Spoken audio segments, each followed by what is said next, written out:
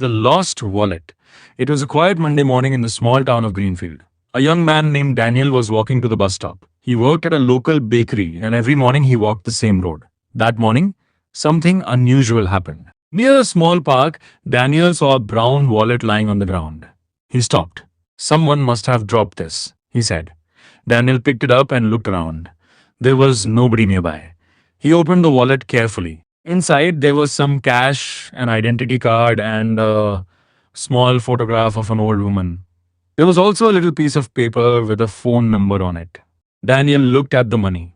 He had very little money himself. His old shoes were broken, and he had been saving for a new pair. For a moment, he thought, I could really use this money. Then he closed the wallet.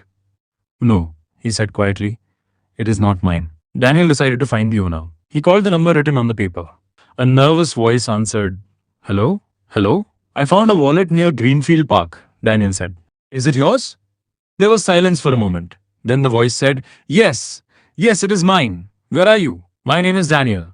I work at the Sunrise Bakery. You can come there. I will be there soon, the man said. Daniel went to work and placed the wallet safely inside his bag. About 20 minutes later, an older man entered the bakery. He looked worried. Are you Daniel? He asked. Yes. The man took a deep breath. That wallet belongs to me. My name is Mr. Thomas. Daniel gave him the wallet. Mr. Thomas opened it quickly. Everything was still there. He looked at Daniel with a surprised expression. You did not take anything? Daniel smiled. No, it was not mine. Mr. Thomas looked down at the wallet. This money was for my wife's medicine, he said softly. I was very worried when I lost it. Daniel felt relieved. I am happy you found it again. Mr. Thomas took some money from his pocket. Please take this. You helped me today.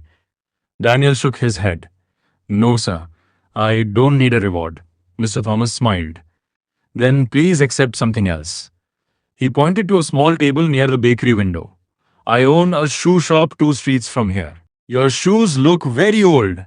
Daniel looked at his shoes and laughed. They are old. Mr. Thomas smiled. Come to my shop after work. I have something for you. That evening, Daniel visited the shoe shop. Mr. Thomas gave him a new pair of strong, comfortable shoes. Daniel was surprised. I cannot accept these, he said. You can, Mr. Thomas replied. You returned something important to me. This is not payment. It is simply my way of saying thank you. Daniel finally accepted the shoes. Thank you, Mr. Thomas. The next morning, Daniel walked to work in his new shoes. He felt happy. Not because of the shoes. He felt happy because he had made the right choice when nobody was watching.